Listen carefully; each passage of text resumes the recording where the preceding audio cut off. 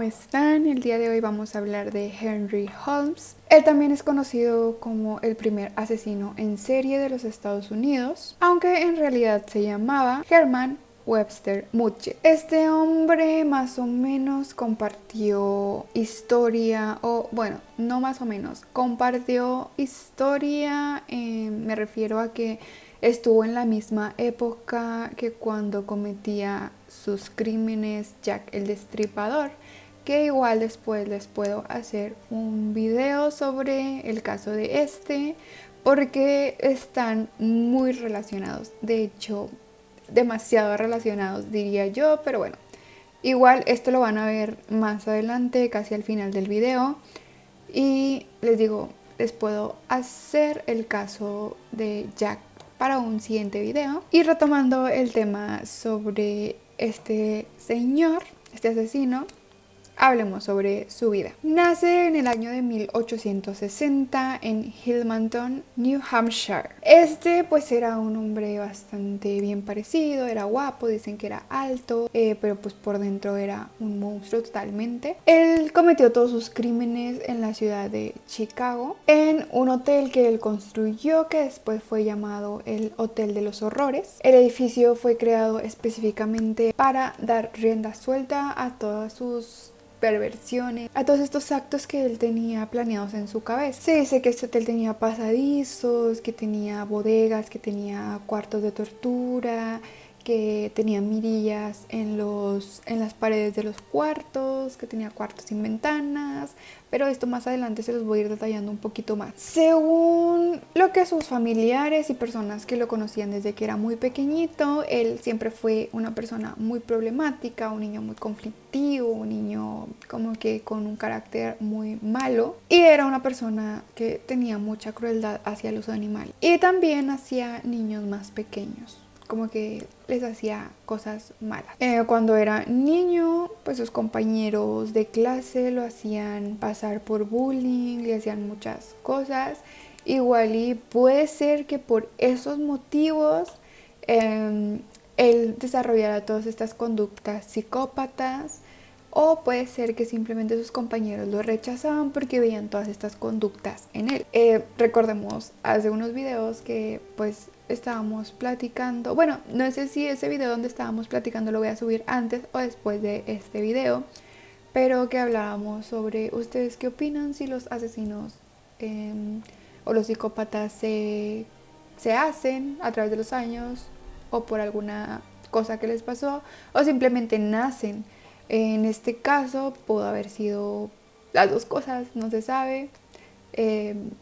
Yo puedo creer que tal vez nacen, pero bueno, esto ni siquiera las personas más preparadas pueden saber a ciencia cierta. Bueno, se dice que un día en la sala de anatomía sus compañeros lo hacen tocar un esqueleto de un cadáver de persona, y ellos piensan que pues a lo mejor él iba a empezar a llorar o que iba como que a sentirse mal, y todo lo contrario, él de hecho se sintió como muy bien tocando ese cuerpo.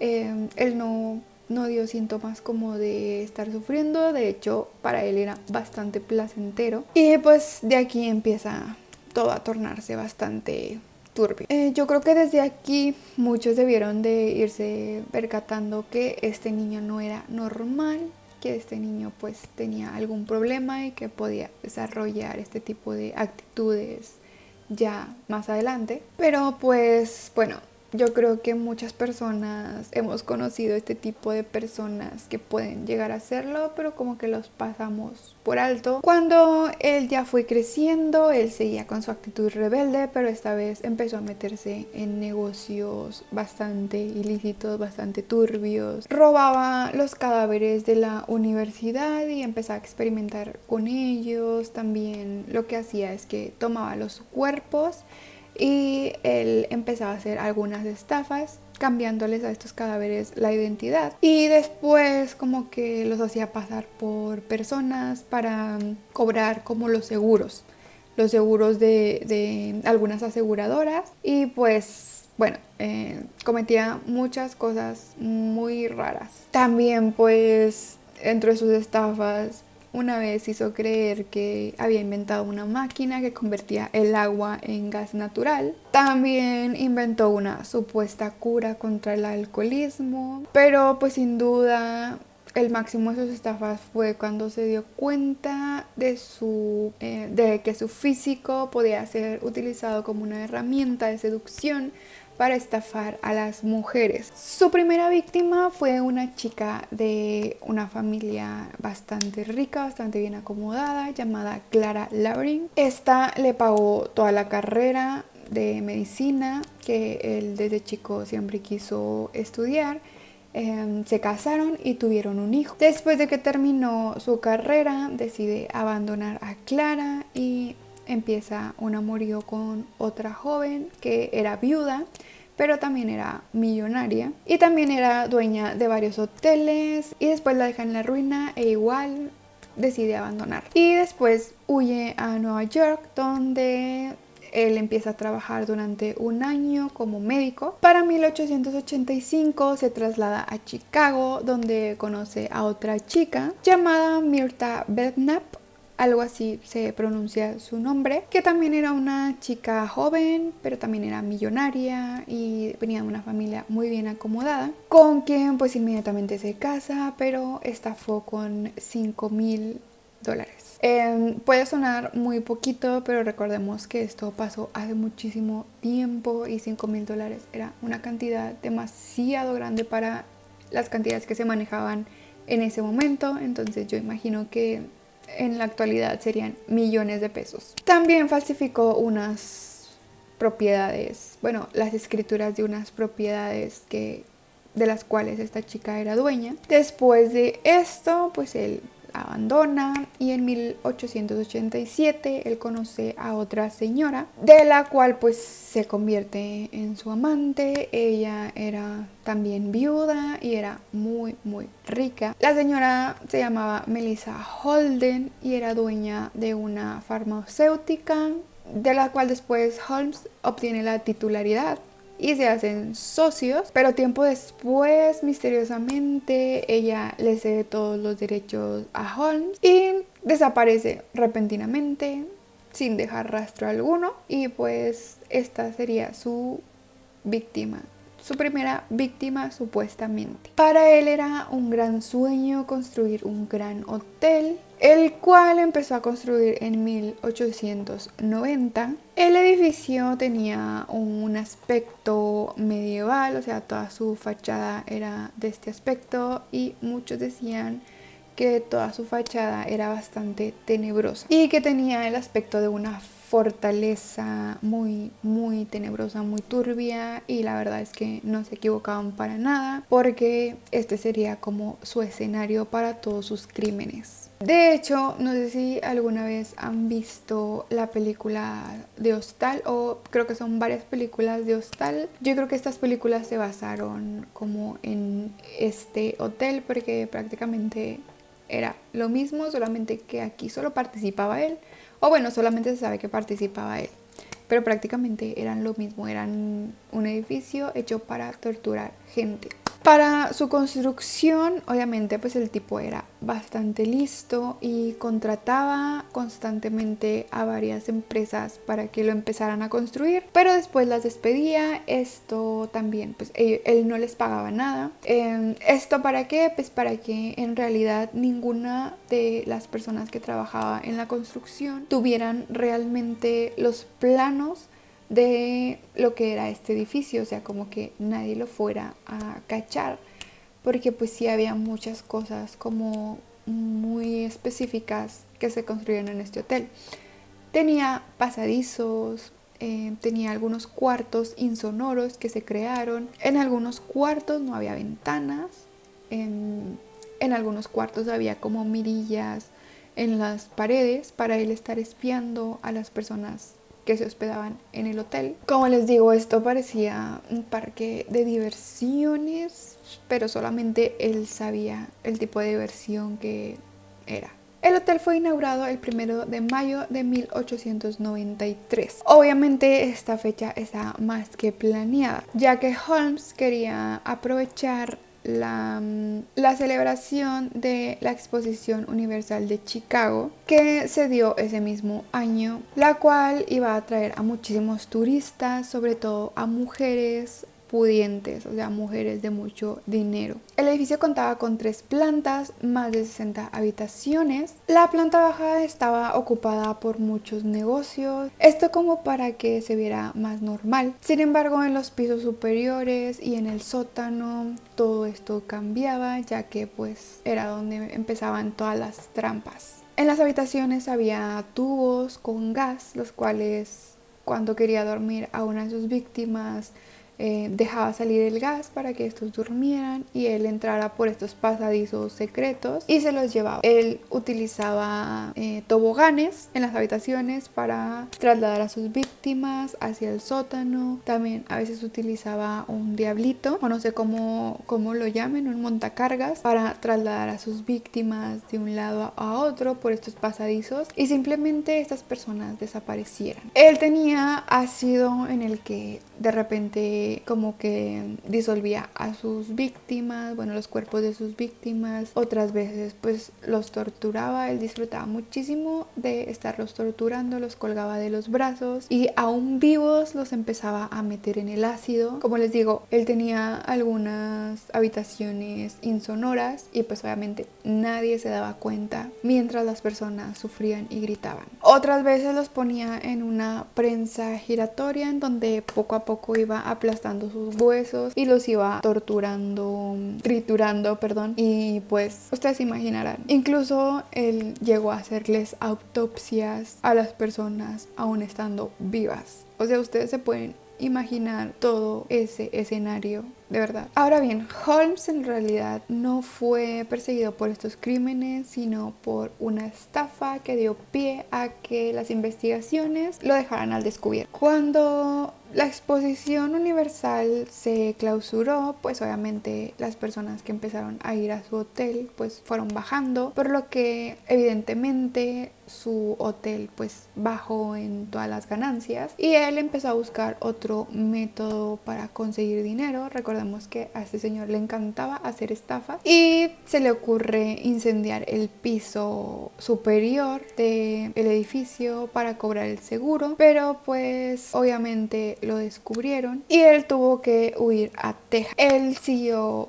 estafando y pues finalmente es detenido y fue enviado a la cárcel. Él pagó una fianza y logró salir rápidamente y después de esto él comienza a tramar otra estafa nuevamente. Él conoce a un hombre llamado Benjamin Pitezel o Pitezel, no sé cómo se pronuncia, pero bueno, esto no es tan relevante. Ellos planean cobrar un seguro de vida que Benjamin había contratado. Esto ayudado por la esposa de Benjamin.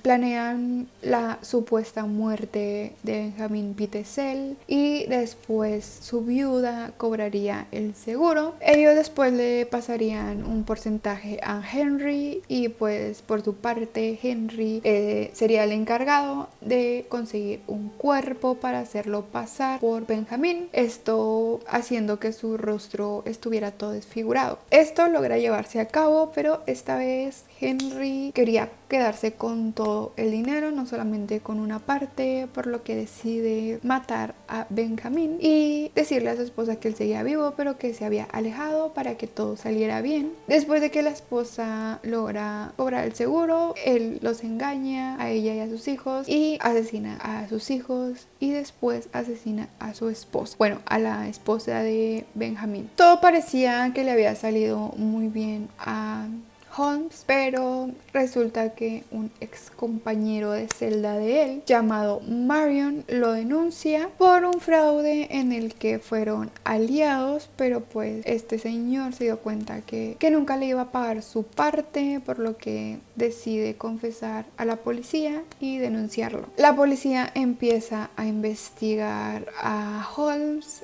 y mientras va desarrollando toda su investigación sobre él, se dan cuenta de muchísimas cosas. Empezaron a darse cuenta que él había cambiado de personalidades o de identidades múltiples veces, de las estafas que había hecho anteriormente, de las estafas a sus esposas, de la desaparición también de esta socia y de cómo él raramente se hizo dueño de la farmacia, que nunca encontraron tampoco a la ex dueña, y se dieron cuenta también de que cuando había habido muchísimas desapariciones en esa época, cuando el hotel estaba funcionando, empezaron a investigar cada vez más y obviamente llegaron al hotel a investigar y efectivamente encontraron todas las evidencias necesarias para condenar. Holmes solamente reconoció 27 asesinatos, pero en realidad los policías encontraron 200 cuerpos, pero pues pudieron haber sido más. Recordemos que él tenía ácidos con los cuales pues prácticamente desaparecía a todas sus víctimas. Él estaba pues un poquito loco y sí era muy inteligente, pero yo creo que ya estaba un poquito trastornado y no aceptó que nadie lo defendiera. Él actuó como su propio abogado. Su juicio duró 6 días y en el año de 1896 fue condenado a morir en la horca. Sus últimas palabras fueron: nací con el diablo junto a mi cama o dentro de mí y siempre estuvo conmigo. Su muerte fue sumamente larga y muy agónica, según lo que se cuenta. Duró 15 minutos y como les digo, él estaba un poquito, bueno, más bien muchísimo, muy trastornado, obviamente, y él, como su última voluntad, fue que lo pusieran en un ataúd y que le vaciaran cemento. Esto como que con sus creencias para no ser mutilado o que sus restos no fueran utilizados. No sé si él era muy creyente en esto de las brujerías, todas esas cosas, pero puede ser. Y pues ustedes saben que muchas de las historias de los criminales siempre hay leyendas, mitos que luego se crean, que pues probablemente pueden ser verdad, pero pues esta está como que confirmada, digo confirmada porque pues pasó hace muchísimos años, entonces no se sabe, pero pues se dice que Holmes lanzó una maldición a todas esas personas que participaron en su captura y en su juicio. Uno de los testigos que fue clave para su captura se dice que tiempo después se enfermó de una septicemia y cayó en cama y tiempo después murió. También otros testigos en su caso enfermaron y poco después murieron. Uno de los guardias que estaba en la prisión cuidándolo a él específicamente se suicidó de una manera bastante extraña, y también se dice por ahí otras personitas que también tuvieron como que muertes muy extrañas,